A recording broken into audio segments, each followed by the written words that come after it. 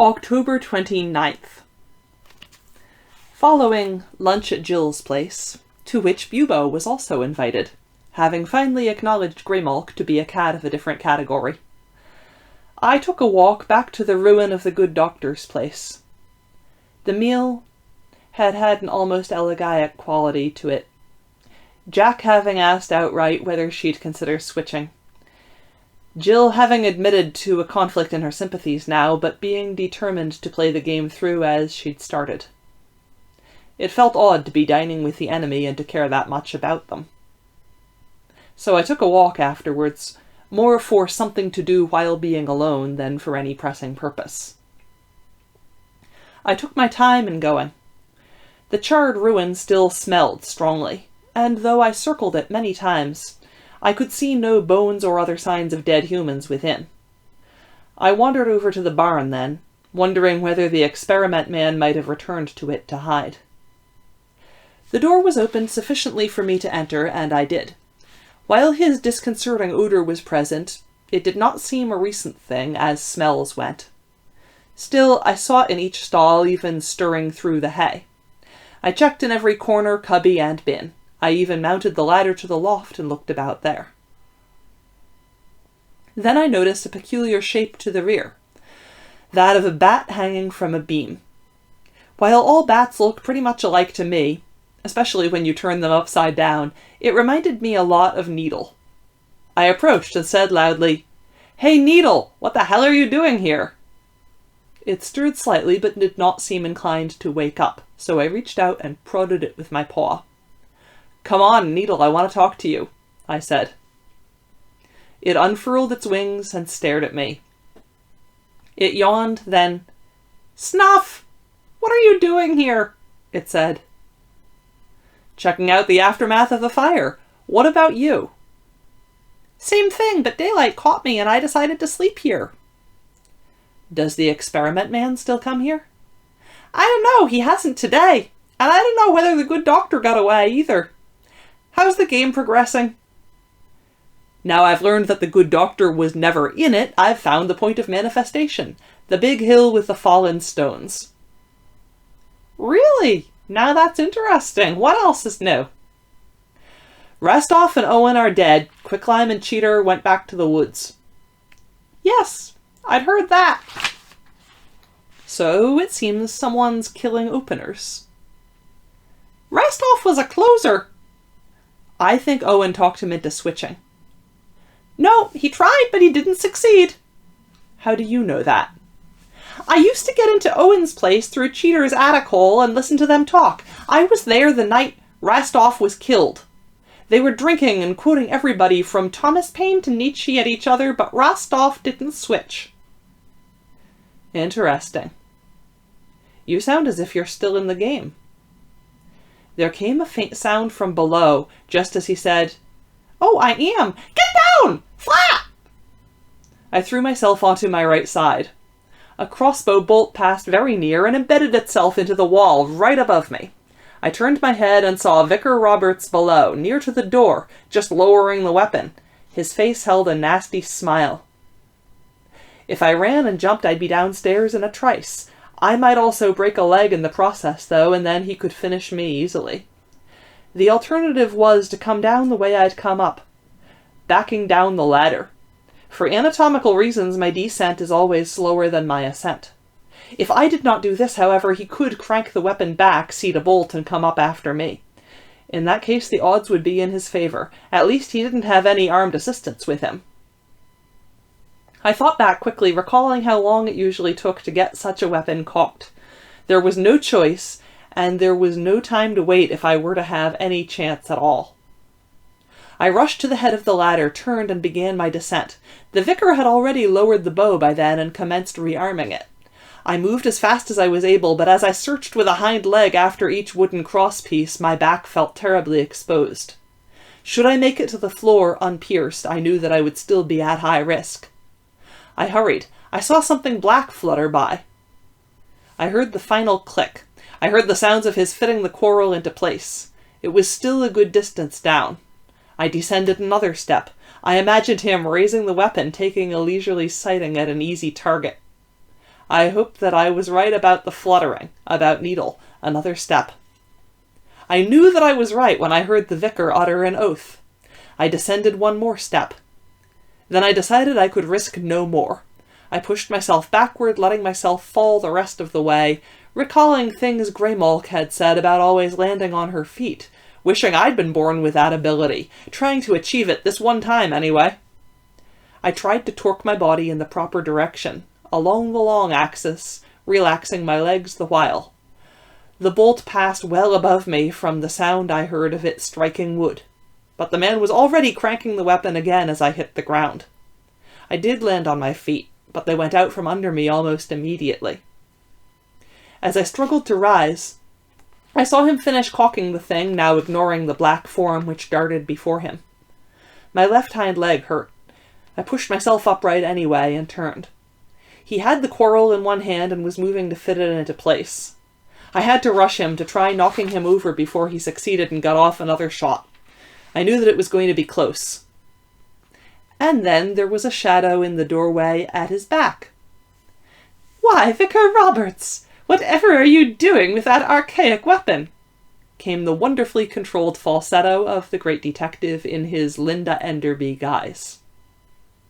The vicar hesitated, then turned. "Madam," he said, "I was about to perform a community service by dispatching a vicious brute which even now is preparing to attack us." I began wagging my tail immediately and put on my idiot slobbering hound expression, tongue hanging out and all.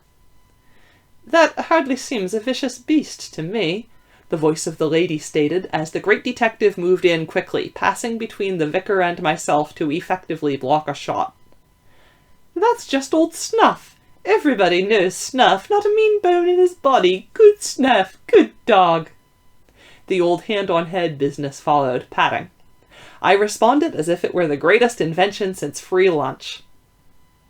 "Whatever made you think him antisocial?" "Madam, that was the creature that almost tore my ear off." "I am certain you must be mistaken, sir. I cannot conceive if this animal is behaving aggressively, except possibly in self-defense." The vicar's face was quite red and his shoulders looked very tense. For a moment I thought he might actually try angling in a shot at me anyhow.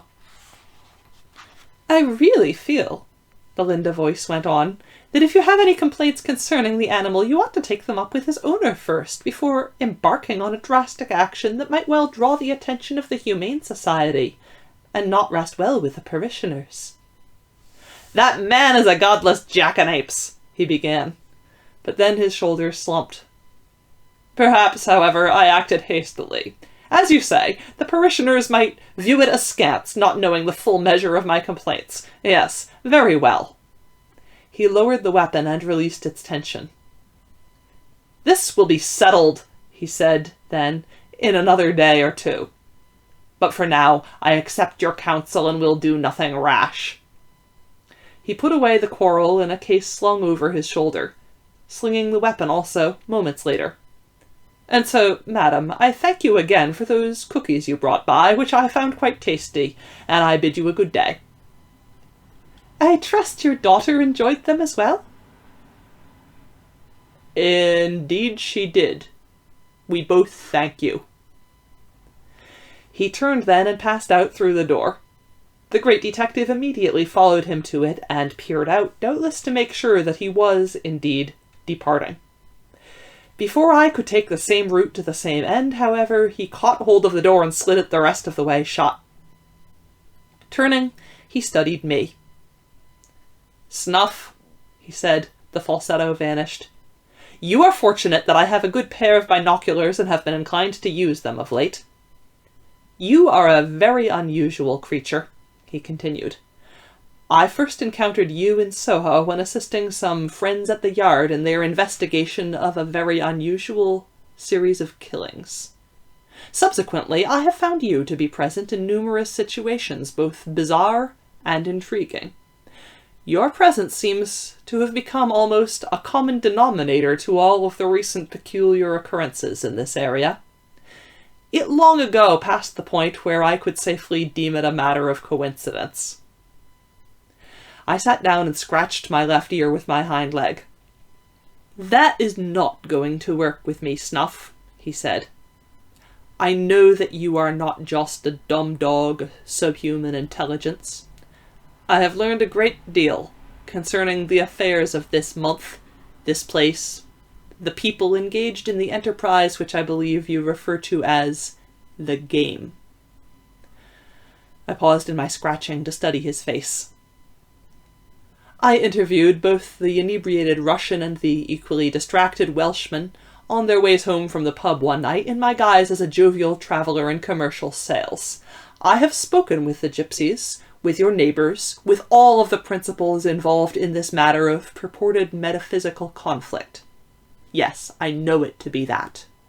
And I have observed many things which permitted me to deduce the outlines of a dark picture." I yawned in the rude way dogs sometimes do. He smiled. "No good, Snuff," he said. "You can dispense with the mannerisms. I am certain that you understand every word I am saying. And you must be curious as to the extent of my knowledge of the ceremony to be conducted here on All Hallows Eve, and my intentions concerning it."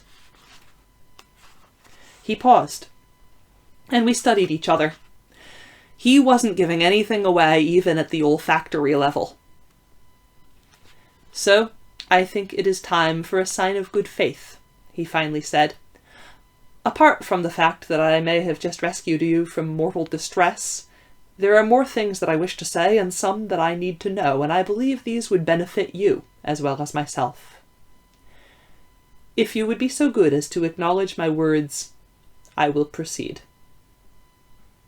I looked away. I had anticipated this as soon as he began addressing me in a rational fashion. I still had not decided what my response should be when he finally got around to asking for what had to be a token of faith. And that is what it came down to. Faith in the man's professional integrity, though I was certain he would not approve of the goings-on here, and I'd no idea where his significant loyalty lay, to law or to justice, nor whether he really understood what was at stake. Still, I did want to know what he had learned and what he had intended, and I knew there would be no way for him later to prove his assumptions concerning myself, even if I did give him the acknowledgement he wanted. So I looked back at him, met his eyes for several long seconds, then nodded. "Very good," he responded. To continue. "A great number of crimes have apparently been committed by nearly everyone involved in this game, as you call it. Many of them would be virtually impossible to demonstrate in court, but I have neither a client who requires that I find a way of doing so, nor inclination to pursue such matters for my own amusement. Technically, I am here only as a friend of the yard, for purposes of investigating the likely murder of a police officer. And this matter will be dealt with in due time. Since my arrival in this place, however, I have been more and more impressed by the unusual goings-on, until at length, largely because of Mr. Talbot's strange condition and that of the one known as the Count, I have become convinced that there is something truly unnatural involved. While I dislike such a conclusion, recent personal experiences have also led me to accept its validity. Such being the case, I am moved to interfere with your game 2 days hence." I shook my head slowly from side to side. "Snuff, that rascal who just left is planning to murder his stepdaughter on All Hallows Eve." I nodded. "You countenance this behaviour?" I shook my head from side to side, then turned and walked away from him to a place where dust lay heavy upon the floorboards. With my paw, I made 4 strokes in the dust. L.T. He followed me and watched. Then he said slowly, "Lawrence Talbot." I nodded. "He plans to prevent the killing?" I nodded again. Snuff. "I know more about him than he realizes, and I have experimented with many sorts of drugs myself over the years. I know that his intent is to rescue Lynette on the night of the ceremony, but I do not believe that he has sufficiently refined the dosage which he feels will carry him past the moon madness of his affliction. And whatever the case, Vicar Roberts is aware that there is one of his sort involved, and he has melted down a piece of the rectory silverware to cast a bullet for a pistol he will be carrying with him that night. He paused and studied me. I believed him, but I did not know what to do. The only part I can see for myself in this entire affair would be to effect the girl's rescue should Mr. Talbot fail. To do this, I require something from you. I must know where the ceremony is to take place. Do you know? I nodded. Will you show me? I nodded again, and I looked toward the door. For a second, his hand twitched toward my head, then he lowered it and smiled. He moved to the door and slid it open. We stepped outside, where I looked in the direction of Dog's Nest and barked once. Then I began walking. He followed.